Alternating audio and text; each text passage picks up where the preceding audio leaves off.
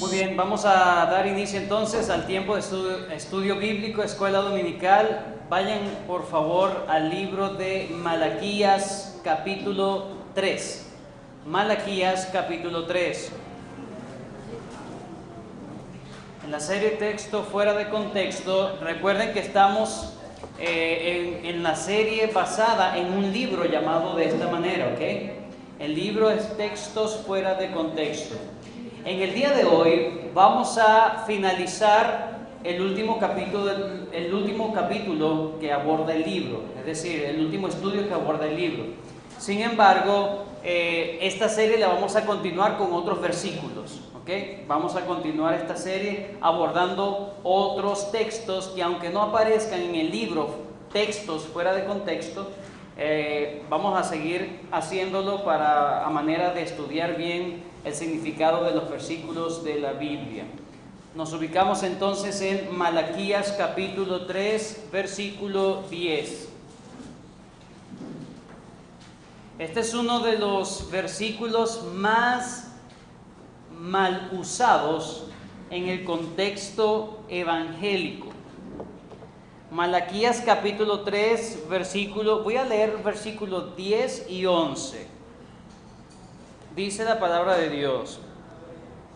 Y a esto en megas iglesias o iglesias de estas que profesan la prosperidad, lo usan bastante para coaccionar la voluntad de las personas para obtener el beneficio de lucro personal. Fíjense lo que dice este versículo y yo espero que podamos entenderlo a la luz de las Escrituras. Pero dice así: traed todos los diezmos al alfolí y haya alimento en mi casa. Y probadme ahora en esto, dice Jehová de los ejércitos, si no os abriré las ventanas de los cielos y derramaré sobre vosotros bendición hasta que sobreabunde. Voy a extenderme hasta el versículo 11. Reprenderé también por vosotros al devorador, y no os destruirá el fruto de la tierra, ni vuestra vida en el campo será estéril, dice Jehová de los ejércitos. Entonces, muchos asumen este versículo para inclusive lanzar maldiciones sobre el pueblo de Dios, diciéndoles: tienes que dar el diezmo en la iglesia, si no, dice, maldito soy con toda maldición. Fíjense en los versículos anteriores, el versículo 9, versículo 8. ¿Robará el hombre a Dios? Pues vosotros me habéis robado y dijisteis: ¿en qué te hemos robado? En vuestros diezmos y ofrendas. Versículo 9. Malditos sois con maldición, porque vosotros, la nación toda, me habéis robado. Entonces usan estos versículos para coaccionar, como dije anteriormente, la voluntad de las personas. Entonces ya no dan ofrendas de manera voluntaria, sino con miedo y temor. ¿Cuál es el miedo y el temor? De que me va a caer esta maldición que me están diciendo ahí. Si no das el diezmo, tienes una maldición. Y algunos asumen que la maldición es lo que dice el versículo 11. Reprenderé también por vosotros al devorador, y no destruirá el fruto de la tierra, ni vuestra vida en el campo será estéril. Es decir, la maldición consiste en la falta de prosperidad económica. Así lo asumen. Entonces, al tiempo de las ofrendas o de la recolección de ofrendas, ellos piden, en primer lugar, piden el diezmo. Y en segundo lugar, lo piden coaccionando a la gente, dándole temor a la gente. Bueno, si no das, Dios te va a maldecir. Pero realmente, ¿qué es lo que dice este texto? ¿O cómo debemos entender realmente este texto? Si tú lo lees así, bueno, obviamente podría decir yo bastantes cosas. Pero dice, podemos hacernos una pregunta: ¿Dios bendice al cristiano que diezma y maldice con falta de prosperidad económica a los que no diezman? ¿Qué dice la palabra de Dios en cuanto a esto? Entonces vamos a tratar de responder a esta importantísima pregunta, porque lo usan precisamente para manipular a las personas. Vamos entonces a considerar dos puntos básicos en esta mañana del estudio de este versículo. Estamos estudiando Malaquías, capítulo 3, versículo 10. Número 1, veamos el contexto general del libro. El contexto general del libro. ¿De qué trata el libro de Malaquías? ¿Cuál es el tema del libro de Malaquías? Malaquías, lo vemos, es el último libro del Antiguo Testamento. Último libro del Antiguo Testamento. Fue escrito aproximadamente en el 420 o 400 antes de Cristo. Luego de la escritura del libro de Malaquías, con el profeta Malaquías, hubo 400 años de silencio de parte de Dios. Es decir, no había más profecía hasta la llegada de Juan el Bautista. Entonces, Malaquías fue el último de los profetas que habló inspirado por Dios y escribió su profecía. ¿De qué habla el libro? El libro básicamente es una reprensión al pueblo de Israel. Recuerden, luego del tiempo de los reyes de Israel, el reino del norte es llevado cautivo por los asirios, y luego en el 536 más o menos, entonces termina también el reino de Judá, el reino del sur, termina dejando de ser termina siendo destruido por los babilónicos. Allí comienza lo que nosotros llamamos el exilio babilónico. El pueblo dura 70 años en exilio y luego empieza a retornar con Esdras, Nehemías y Zorobabel. Ese tiempo. Ellos hacen no solamente grandes reformas ellos vuelven a la tierra de Judá, empiezan a reconstruir no solamente los muros, sino que también reconstruyen el templo, y comienza una vez más a tratar de restaurarse todo lo que se había perdido cuando llegaron los babilonios y destruyeron todo. Ahora, en el tiempo de Malaquías estamos hablando de un tiempo más prolongado luego de que ellos regresan de ese exilio. Y el libro de Malaquías lo que hace es denunciar el declive espiritual que tenían. Ya habían regresado del exilio, había sido una disciplina fuerte de Dios, y aún así, llegando otra vez al exilio, comenzando una vez más, vuelven sus corazones a desviarse del verdadero amor a Dios y de su ley. Y del capítulo 1 al capítulo 4, Malaquías lo que hace es hacer respuestas de Dios a cuestionamientos del pueblo. El pueblo cuestionaba cosas de Dios, y Dios lo que quiere hacer entonces es responder a esos cuestionamientos. Eso lo vemos entre el capítulo 1 y el capítulo 3. El capítulo 4 consiste en la profecía de alguien que iba a venir.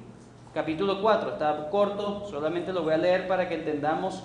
Dice: porque aquí viene el día ardiente como un horno, y todos los soberbios y todos los que hacen maldad serán estopa. Aquel día vendrá, los abrazará, ha dicho Jehová de los ejércitos, y no les dará ni raíz ni rama. Mas a vosotros, los que teméis mi nombre, nacerá el sol de justicia, y en sus alas traerá salvación, y saldréis y saltaréis como becerros de la manada. Hollaréis a los malos, los cuales serán ceniza bajo las plantas de vuestros pies en el día en que yo actúe, ha dicho Jehová de los ejércitos. Acordaos de la ley de Moisés mi siervo, el cual encargué en Horeb ordenanzas y leyes para todo Israel. He aquí yo envío el profeta ¿qué? Elías. Fíjense que ese fue el último mensaje que Dios hace.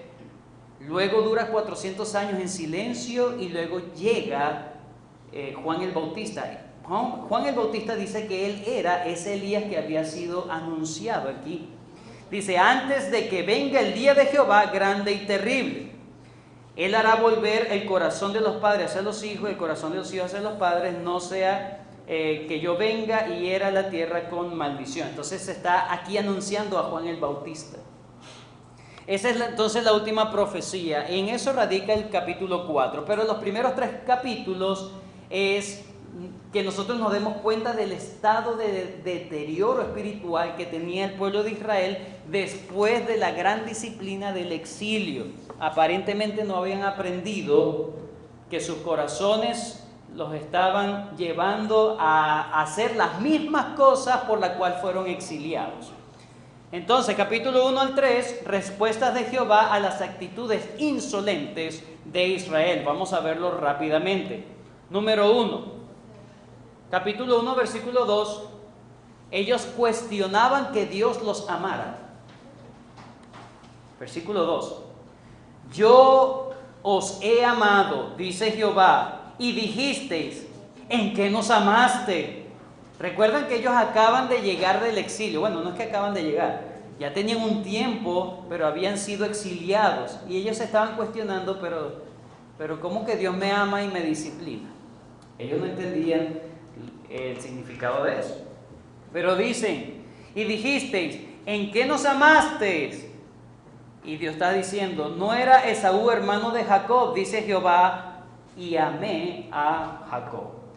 Dios está entonces tratando de que ellos entiendan que el propósito amoroso de Dios siempre ha sido con Israel, y parte de la disciplina, o la disciplina es parte del amor de Dios. Ese es el primer cuestionamiento que vemos en Malaquías, y que Dios quiere responder a esa pregunta que ellos hacían: ¿será que Dios nos ama?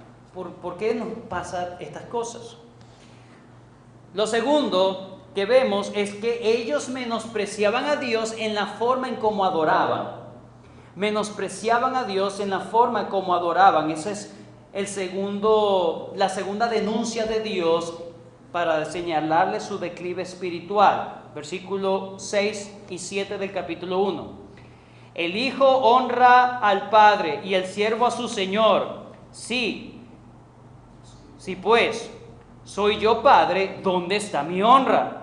Y si soy señor, ¿dónde está mi temor? Dice Jehová de los ejércitos a vosotros, oh sacerdotes, que menospreciáis mi nombre y decís, ¿en qué hemos menospreciado tu nombre? Fíjense que estas denuncias lo hace a manera de pregunta. La primera, ¿en qué nos amaste?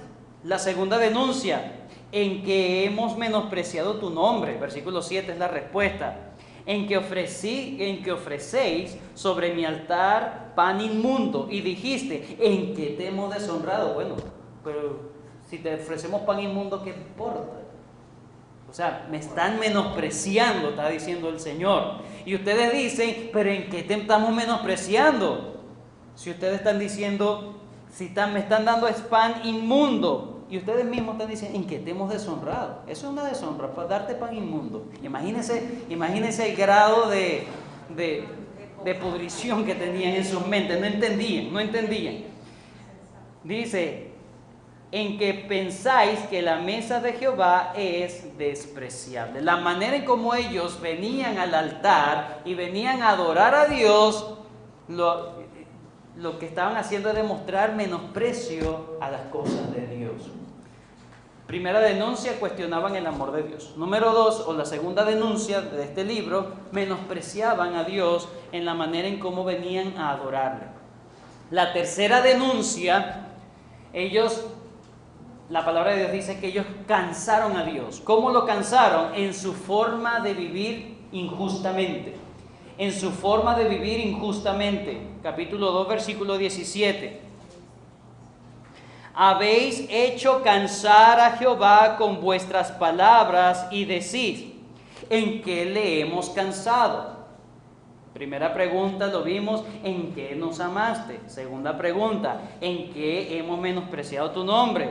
Tercera pregunta, tercera denuncia, ¿en qué le hemos fallado? ¿En qué le hemos fallado a Dios? Y Dios dice, ¿en qué decís? Cualquiera que hace mal agrada a Jehová, y en los tales se complace. O si no, ¿dónde está el Dios de justicia?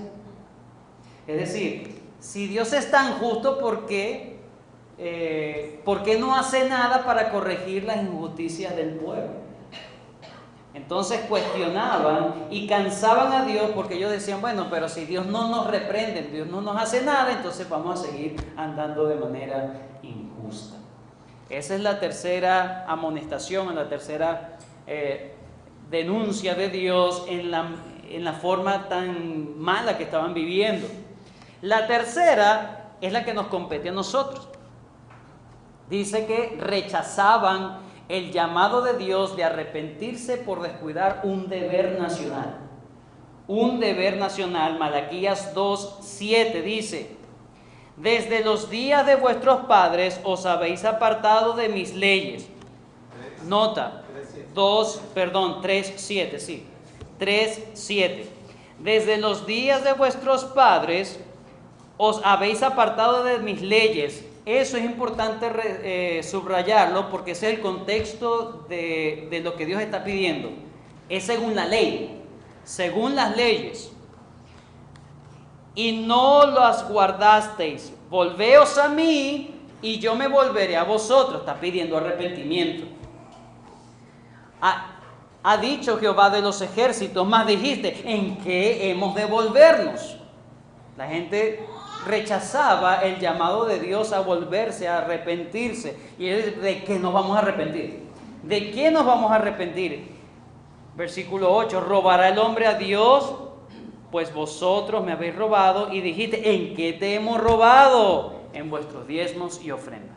Entonces, ellos rechazaban el llamado de Dios. Aparentemente todo esto significa que ya Dios había estado anunciando por medio de profetas que se arrepintieran por estas cosas.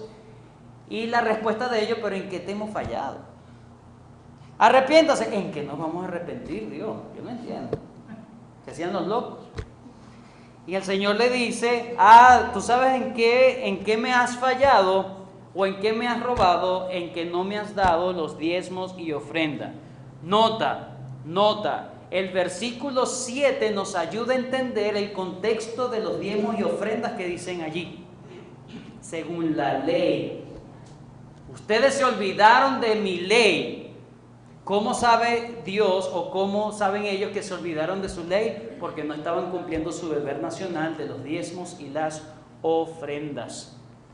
Y lo tercero, para no dejar las denuncias simplemente así en el aire, para que entendamos totalmente el libro de Malaquías, la tercera denuncia la vemos en el capítulo 3, versículos 13 y 14.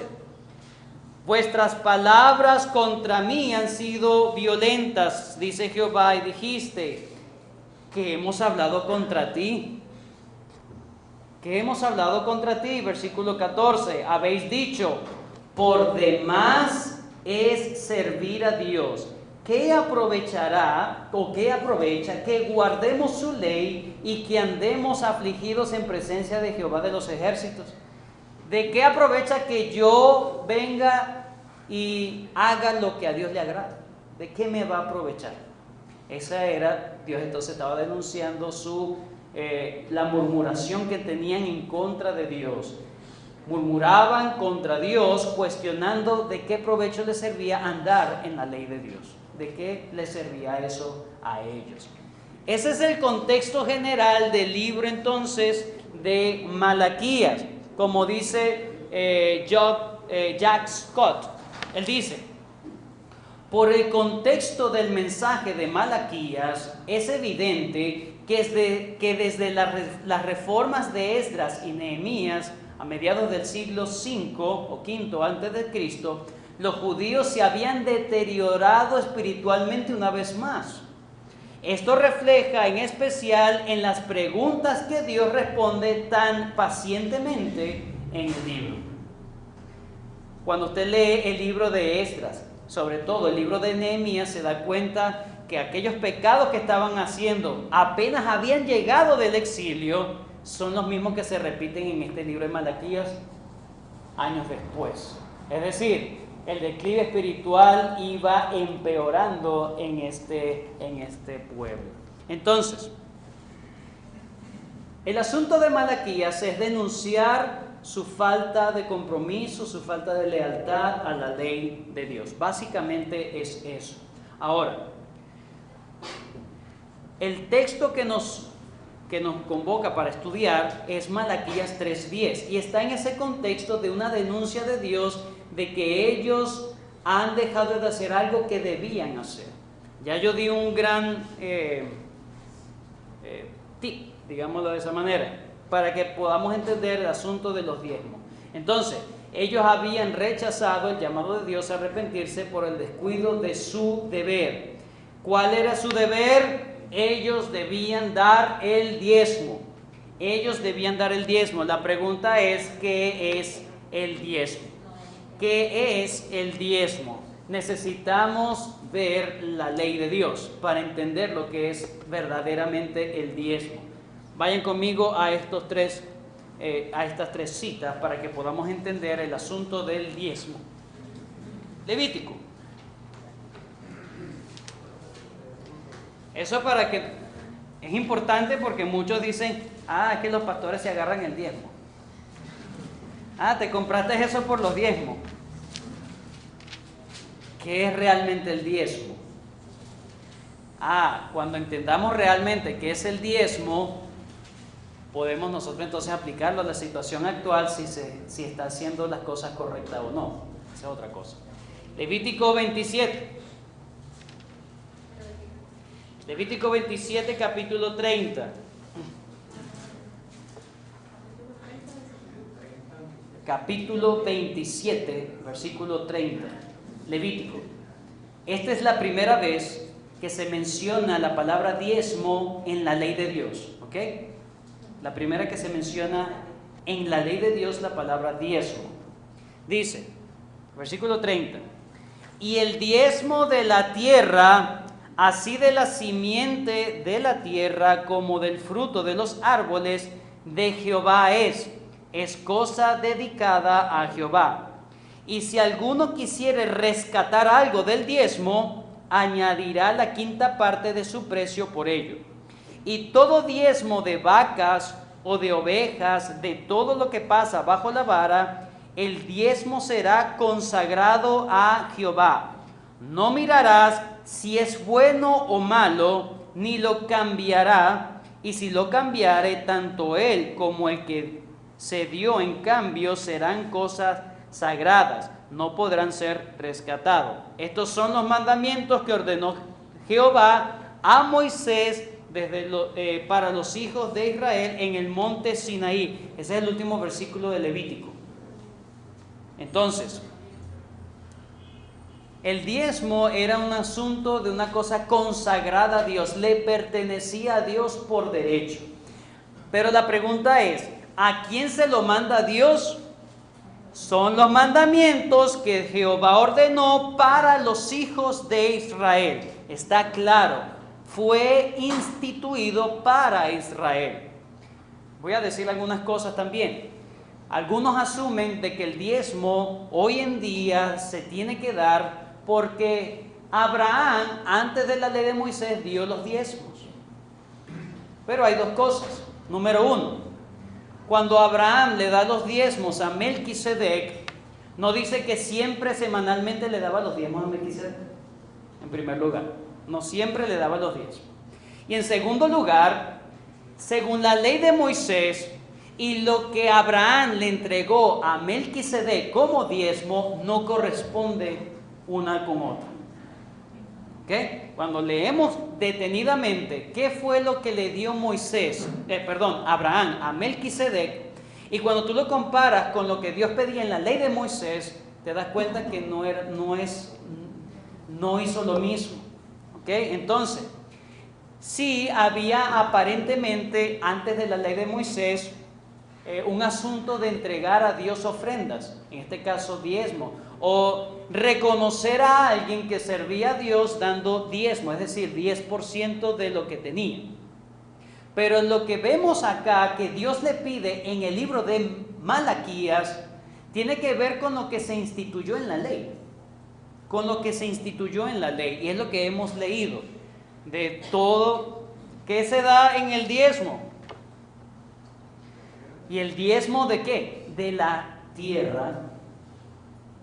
Así de la simiente de la tierra como del fruto de los árboles, Si alguno quisiera rescatar, aquí dice el diezmo de las vacas, de las ovejas, de todo lo que pasa bajo la vara, el diezmo será consagrado a Jehová. Números capítulo 18. Números 18. Luego de Levítico, exactamente, Números 18. Ahora, en Levítico, es para Dios, ok, es para Dios. Ahora, ¿cómo se hace eso en la práctica? De que es para Dios. Eso es lo que nos responde Números 18. Números 18, 20.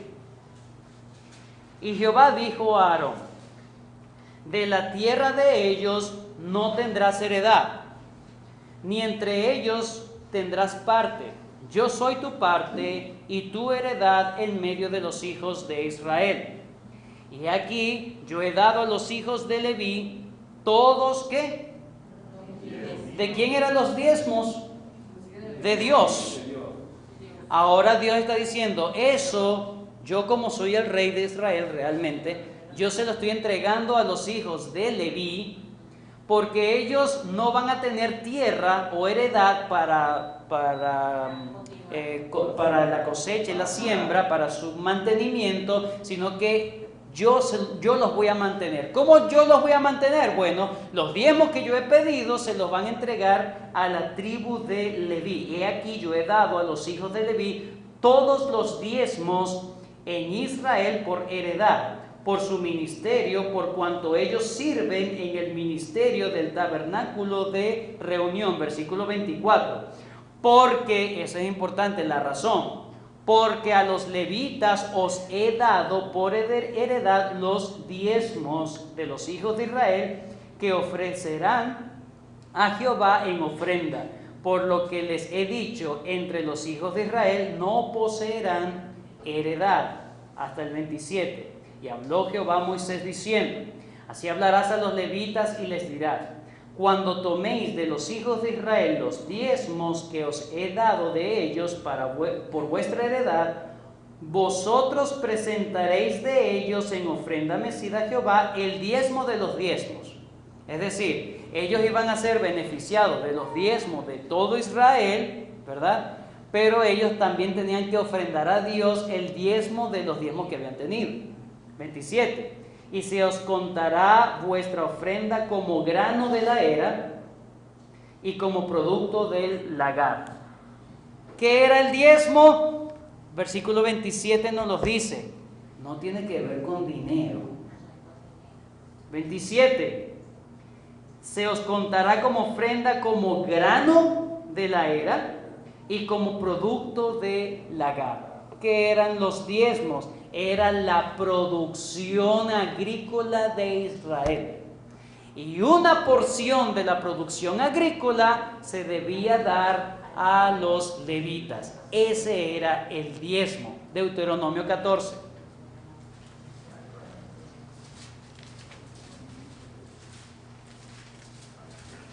Deuteronomio 14. Eso es muy importante entender el asunto de a qué se refería Dios con el diezmo. No tenía que ver con asunto de dinero, sino con la producción agrícola. Algunos pueden decir, bueno, pero hoy no hay producción agrícola, entonces hoy hay dinero. Ya va. O algunos dicen, bueno, es que en el tiempo antiguo no había dinero. Vamos a leer Deuteronomio 14. Aquí Dios está repitiendo la ley en Deuteronomio. Es repetir la ley. 14:22.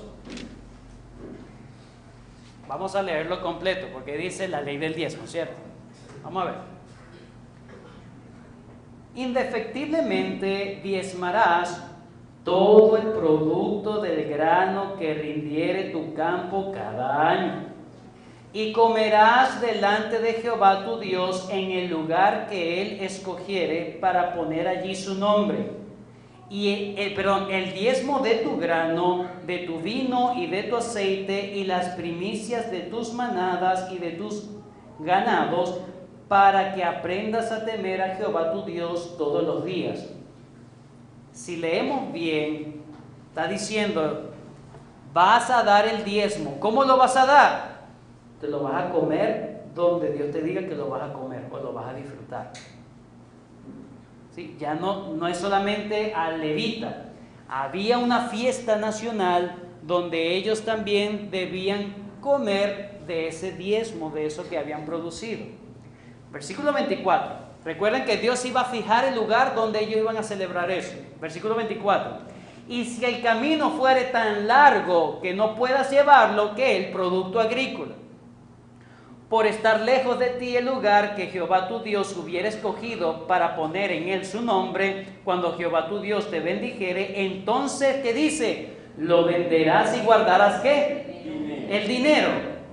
Mire, guardarás el dinero en tu mano, vendrás al lugar que Jehová tu Dios escogiere y darás el dinero por todo lo que deseas, por vaca, por ovejas, por vino, por sidra o por cualquier cosa que tú deseares, y comerás allí delante de Jehová tu Dios y te alegrarás tú y tu familia, es decir, con la familia, dice, y no desampararás al levita que habitare en tus poblaciones, porque no tiene parte ni heredad contigo. Es decir, ellos debían también invitar a los levitas a comer del diezmo.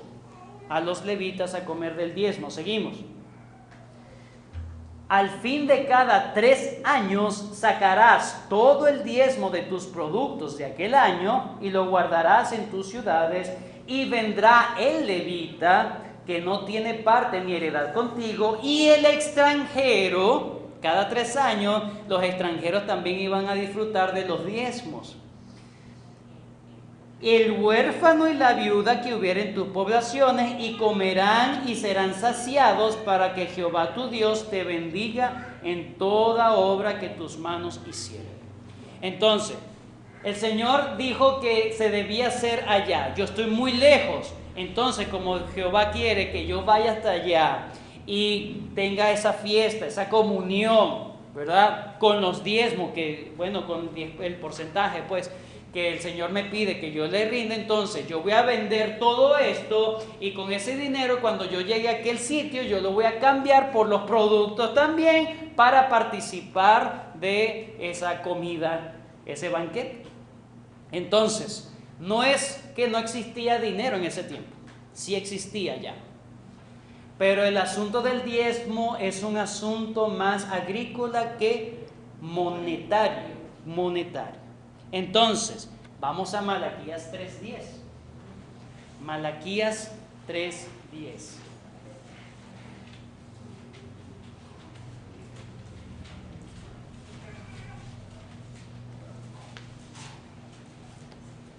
Último libro del Antiguo Testamento.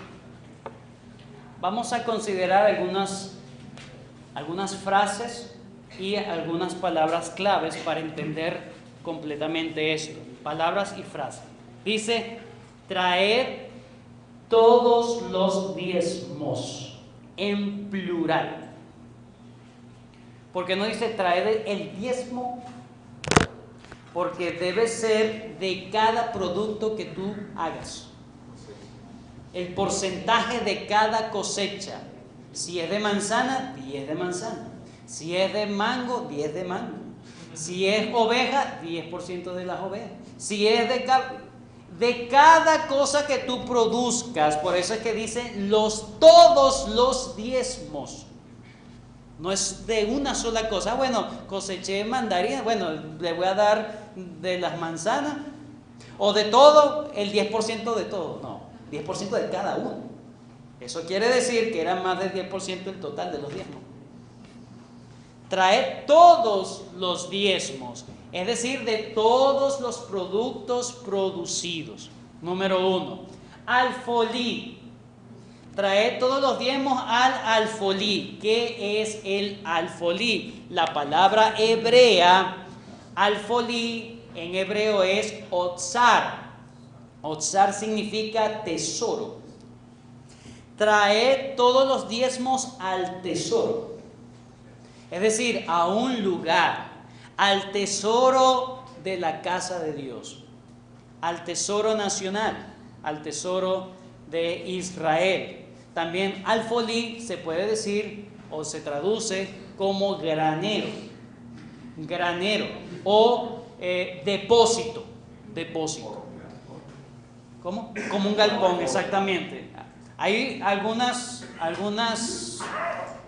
hermanos que al cofrecito donde se depositan las ofrendas le llaman alfolí. Entonces ahí hay que poner las caraotas, las lentejas, todas esas cosas. Pero no es así. Es una cajita donde se deposita la ofrenda. Pero en el Israel teocrático, ellos debían agarrar sus cosechas, todos los diezmos, ¿verdad? Estamos hablando de productos agrícolas, y lo depositaban en el granero de la casa de Dios. ¿Okay? Eso es un alfolí. Y cuando dice, y haya alimento en mi casa, se está refiriendo a la casa de Dios para el mantenimiento de los levitas.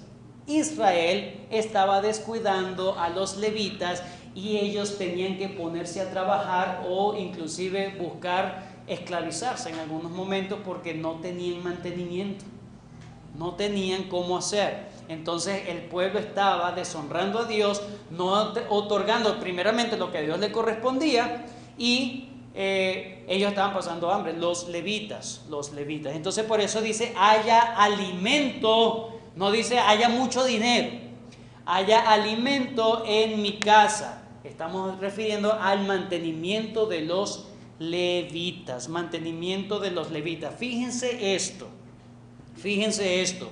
Malaquías 3:10, pero en la nueva versión internacional también lo traduce muy exactamente. Dice, traigan íntegro el diezmo para los fondos del templo.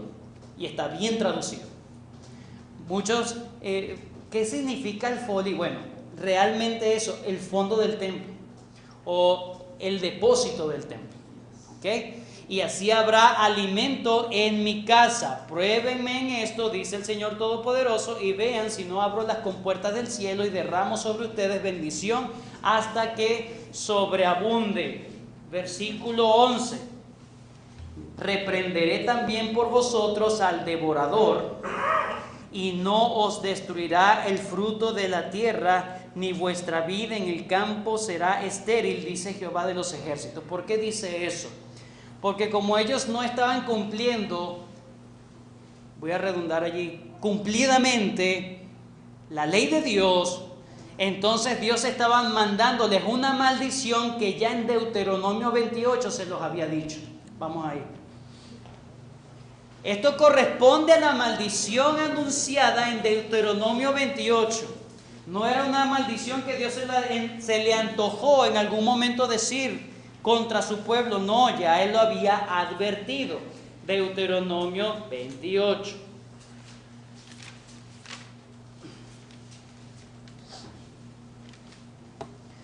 Versículo 38. Versículo 38. Sacarás, esto es en cuanto ya en la parte de, fíjense el versículo 15.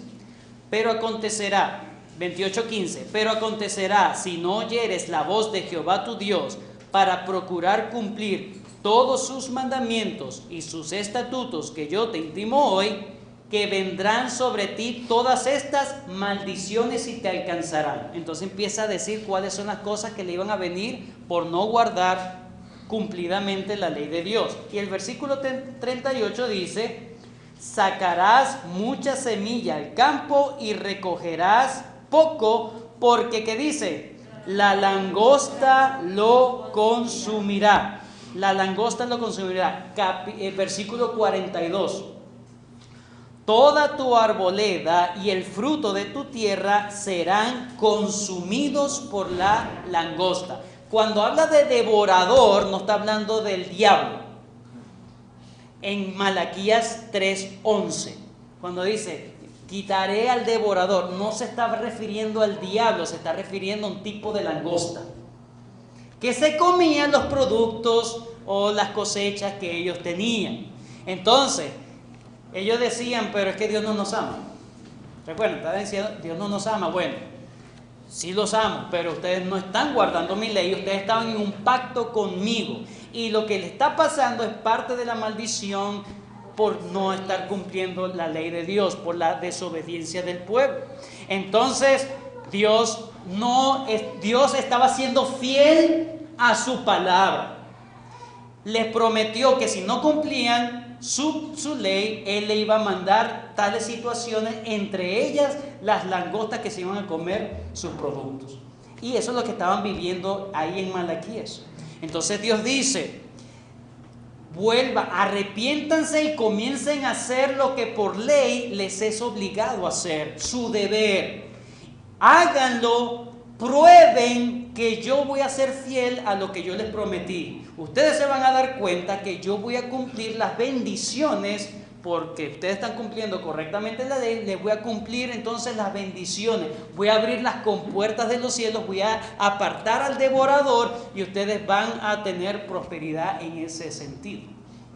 Ahora, voy a terminar con esta frase de este hermano y terminamos con una pequeña aplicación. Greg Travis dice: los diezmos de que se habla acá afectaban directamente a quienes servían en el templo. Lo hemos entendido. Pero en esencia era en esencia la comida para los sacerdotes y levitas. La reprensión del devorador tenía que ver con las plagas que afectaban la cosecha. La plaga era una forma de juicio en el Antiguo Testamento, como podemos ver también en el libro de Joel. Dios iba a detener esto si la nación se arrepentía y obedecía. Ese es el asunto de por qué Dios le está diciendo: maldito sois con toda maldición, en el versículo 9. Porque no estaban haciendo cumplidamente la ley. Ahora, ¿es el diezmo para nosotros actualmente? No. ¿Por qué?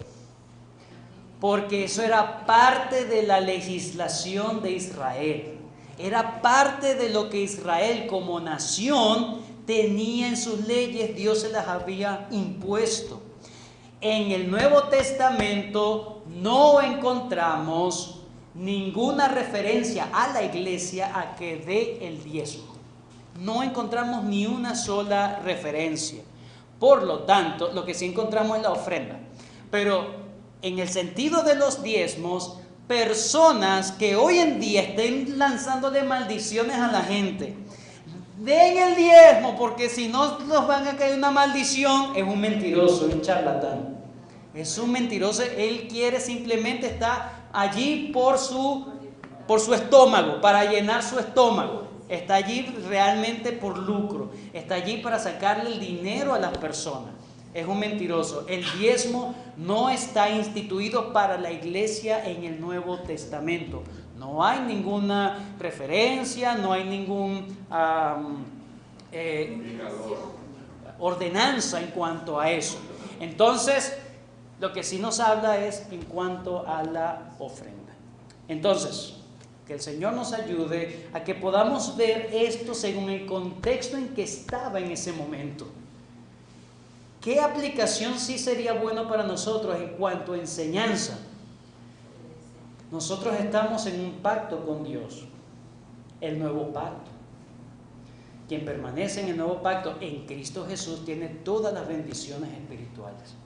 Quien no está en pacto con Cristo Jesús, dice, la ira de Dios está sobre él. ¿Estás tú en pacto con el Señor Jesús? ¿Has entrado en pacto con Él? ¿Eres parte del pueblo de Dios? Si no lo eres, eres parte de la gente que tiene la ira de Dios, la condenación eterna sobre su cabeza inmediatamente.